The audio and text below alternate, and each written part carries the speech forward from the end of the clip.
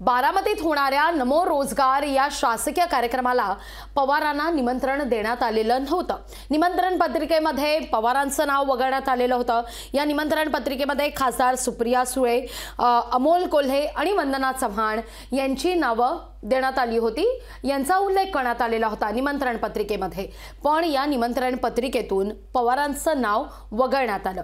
ही घटना घडलेली असताना पुढच्या काही तासातच शरद पवारांकडून मुख्यमंत्री आणि उपमुख्यमंत्री यांना जेवणाचं निमंत्रण देण्यात येतं। कारण डिनर डिप्लोमसी आपण पाहतोय।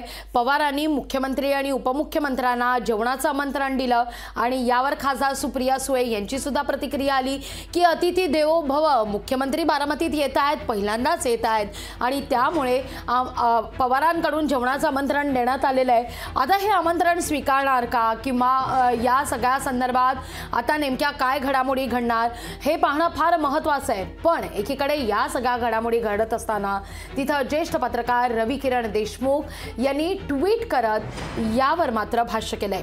पाहूया आपण काय म्हणतात ज्येष्ठ पत्रकार रवी किरण देशमुख। शरद पवार यांच्या राजकारणाविषयी अनेक वाद प्रवाद होते असतील, तो स्वतंत्र चर्चेचा विषय आहे। पण विधिमंडळ कामकाज, शासन व्यवहार या बाबतीत राजशिष्टाचार पाळण्यासाठी ते कमालीचे दक्ष असल्याचं दिसून आलेलं आहे।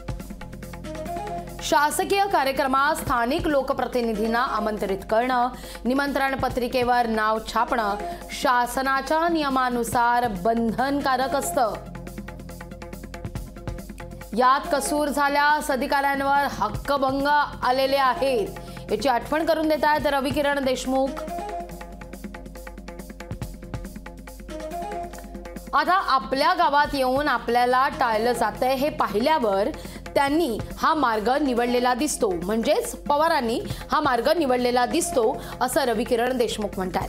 त्यामुळे महाराष्ट्र राजकारण आणखीन किती खाली जाणार, महाराष्ट्रात राजकारण आणखीन किती खाली जाणार हे समजत नाही असं म्हणत रवी किरण देशमुख यांनी या सगळ्या प्रकरणावर भाष्य केलंय।